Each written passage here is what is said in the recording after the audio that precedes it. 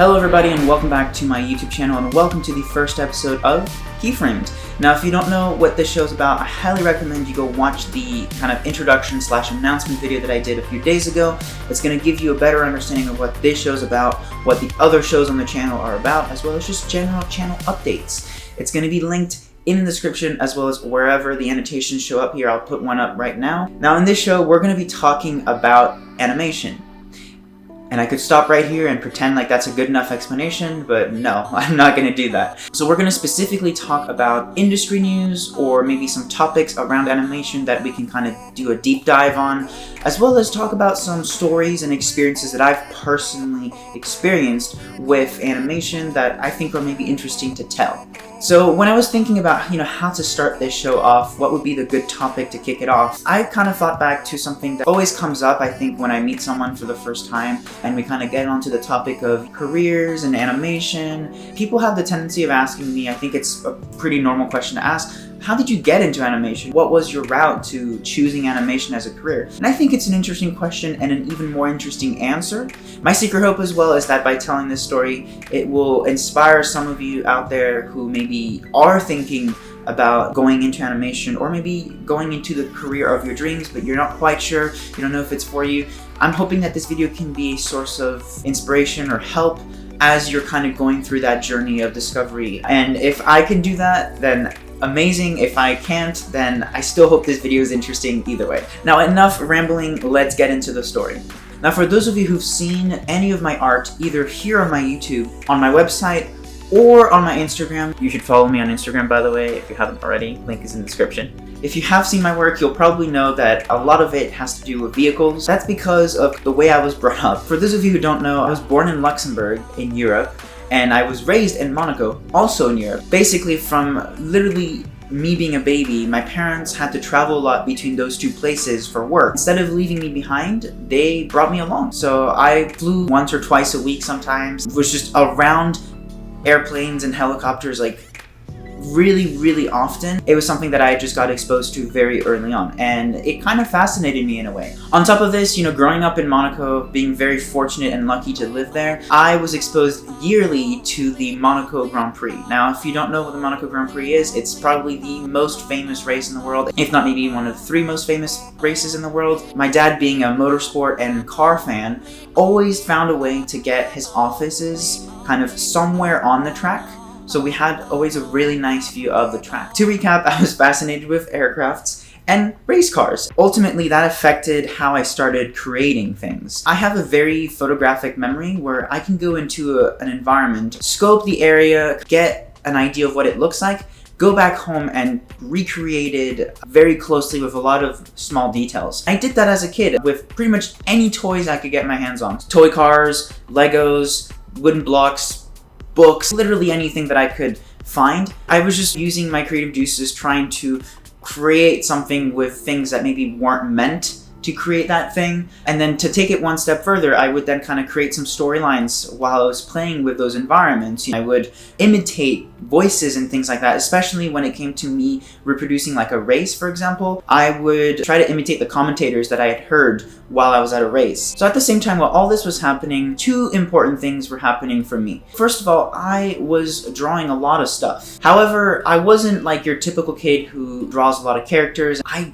didn't really do that until I got into college. I just mainly drew machines, vehicles, and houses. And then the second thing going on at the same time was me watching and being absolutely inspired and obsessed with Pixar. I can specifically think of 3 movies from Pixar that I distinctively remember the experience of going into the theater and being absolutely blown away by them. I'm not saying the other ones didn't do that for me. I definitely remember watching them for the first time, but these 3, I just remember the experience of being in a theater when the movie came out. And those 3 movies are Ratatouille, Cars, and WALL-E. I have very vivid memories of those 3 movies the first time I watched them. I remember just coming out of the theater being so excited, so inspired by those 3 movies. I didn't quite understand why at the time. It's something I understood later on as I grew up and as I rewatched those movies. So now let's fast forward a little bit all the way to 8th grade when my family and I moved to the US. Moving to a new country can be kind of daunting, especially when it's a completely different culture. For me, I was trying to find ways to kind of fit in and trying to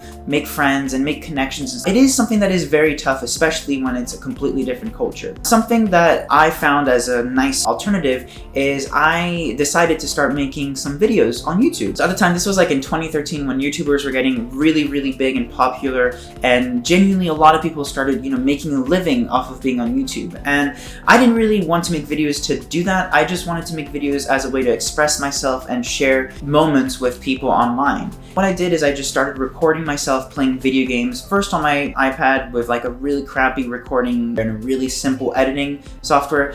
Those videos, if you go back and watch them, they're really simple. But over time, I started making videos on my computer. I started adding more fancy editing. That's when I really got a taste of loving to edit and create videos. While I did that, I also played a ton of Minecraft. I remember loving Minecraft when it first came out because to me, it was the continuation of what I used to do as a kid, kind of being able to create playing environments and then interact with them. And I even experimented with some cinematics in Minecraft, creating some stories, filming them in a cinematic way or whatever was possible with Minecraft, and then editing them. Ultimately, I don't think they're that great when I look back at them, but it was my first experimentation with kind of filmmaking in a way. While this was happening, I started high school. My YouTube channel kind of kept going all throughout high school. I was trying to figure out what I wanted to do as a career, and a lot of people were telling me, oh, you like, vehicles, you like creating vehicles, you like drawing vehicles, you're gonna love being an engineer. I thought that was pretty okay. I didn't really know any better at the time. I think it was a good choice. Until I realized that math and science weren't necessarily my best friend. I just kind of wish that I had not picked that. But at the time, I didn't really have a better alternative, so I kind of had to stick it through. Now, all this changed in junior year when I decided to take an animation class that the school was offering. And it wasn't a crazy animation class, it was a pretty basic animation class where we learned how to use Cinema 4D, basic modeling techniques, maybe some slight advanced ones, as well as basic rigging, animation, skin weighting. I absolutely loved that class. It was an amazing experience just because it was so fun for me, and I think it was like at that point that I realized that's what I like to do the most. It never felt like homework.